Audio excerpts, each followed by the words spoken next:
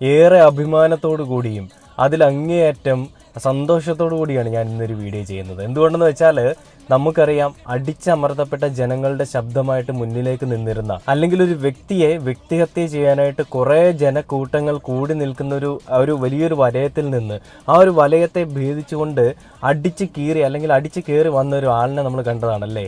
ആരാണ്? നമുക്കറിയാം, നമ്മുടെ എല്ലാ സ്വന്തം വേടൻ.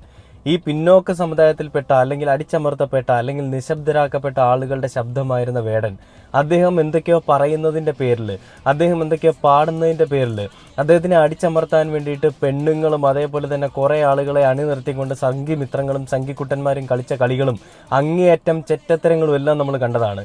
ഈ ചെറ്റത്തരങ്ങളുടെ എല്ലാം അവസാനം ഇന്നിപ്പോൾ വേടൻ എവിടെ എത്തി നിൽക്കുന്നു എന്നൊരു ചോദ്യം ചോദിച്ചു കഴിഞ്ഞാൽ അതിനെനിക്ക് കൃത്യമായിട്ട് പറയാനുള്ളൊരു ഉത്തരം, വേടൻ എന്ന് പറയുന്ന വ്യക്തി കഴിഞ്ഞ ദിവസം, അതായത് 8-ാം തീയതി കോന്നിയിൽ, പത്തനംതിട്ട ജില്ലയിൽ കോന്നിയിൽ ഒരു പരിപാടി നടത്തി. ആ ഒരു